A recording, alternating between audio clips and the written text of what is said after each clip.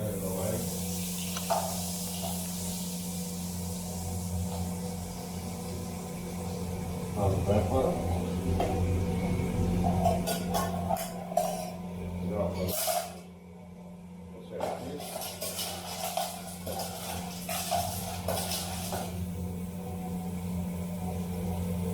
wine.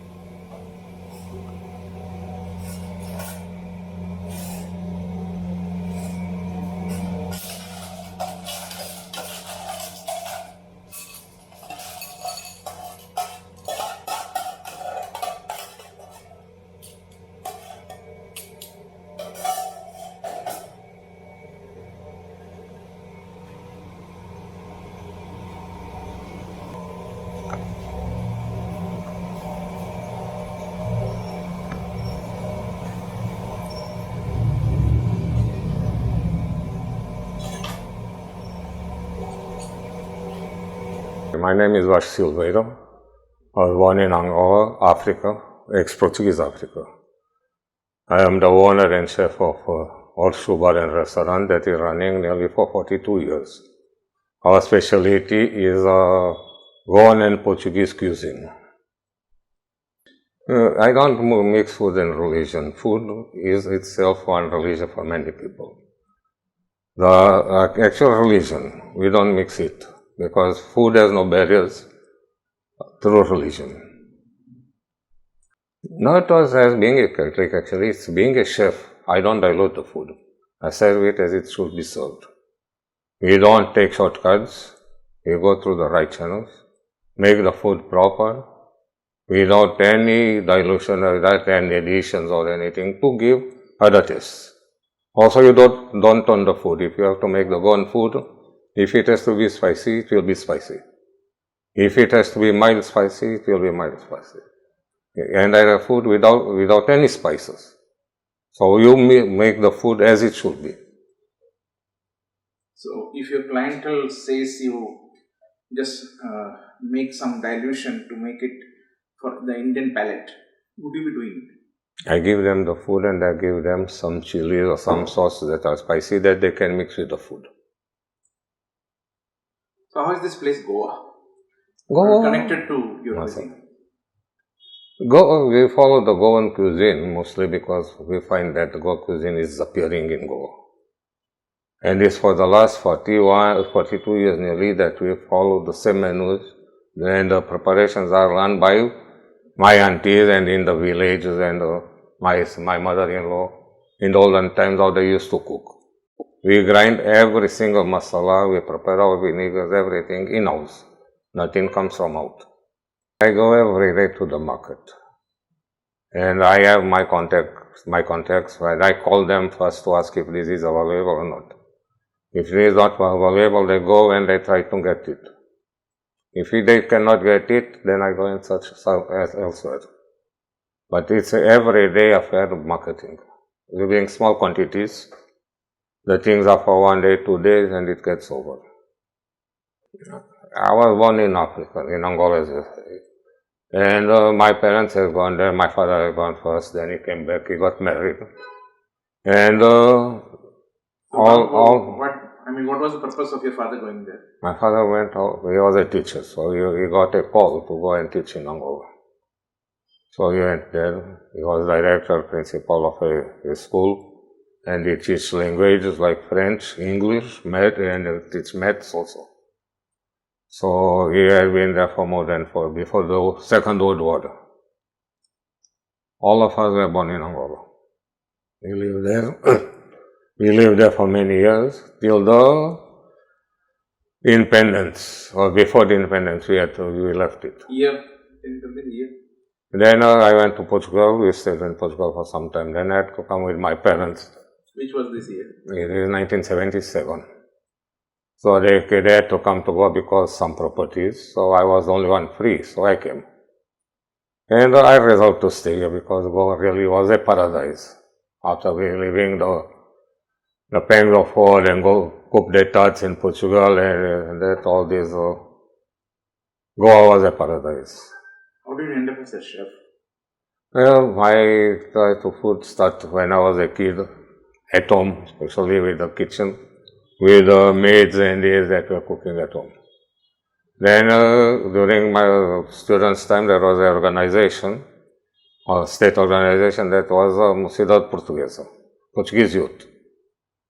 There we had several courses. So I went and I took a course that was I will say it in Portuguese, in Escola de Culinária and Alimentação Aplicada. That is, means you learn how to cook, the basics of cooking, and how to make dietary food, and how to make a food that is with all the components that your body needs. See, at that time, we are talking in the year 60s, because I came to war in the 70s.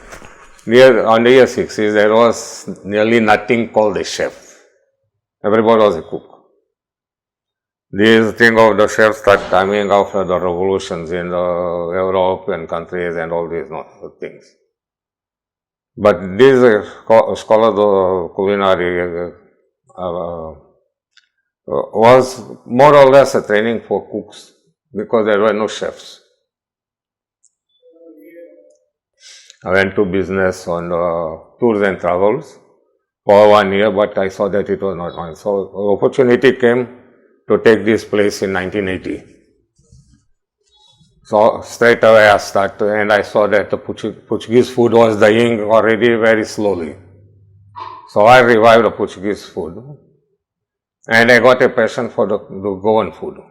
Going to the village, visiting people, staying with my aunties and all these things. So I have to say this: if I am in Goa, I will make only Goan food.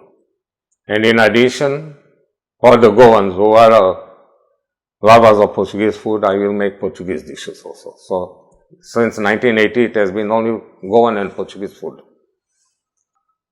My father was a teacher, my mother was a wife. We had 3 boys, 3 girls. All the 3 girls became teachers. One, my elder brother worked in a bank, and my younger brother got married in Goa and went to Zimbabwe and lived all his life there. And now he's in London. Now he's retired.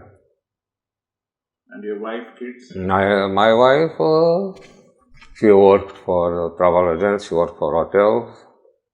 She did all the courses of hotel management and travel. Today she is the administrator of Alliance Française. My daughter, only daughter, she was born in Goa, and she runs a boutique that is called Souza's. It's a stylish boutique. I'm running the restaurant for about 42 years, and we have a very high-class clientele that is comprised by Goans, Indian tourists, and foreign tourists. Now, of course, foreign tourists are not there, but our clientele is a steady clientele. After there is nothing for the restaurant. Now, I try to train people to do the cooking and carry on, but they learn a little bit and they think they are masters. There is something that you have to have the taste for the food. You have to know what you are doing, and you have to have the passion to do it. I try to train, but it's impossible. Unfortunately, every single restaurant in Goa is turned to the profits. They only want to see the cash register. Because you go today to a restaurant, and if you go tomorrow or after some time, the food is different. They give you anything. Also on the go food, I have gone to restaurants where they really make a mess out of the go food.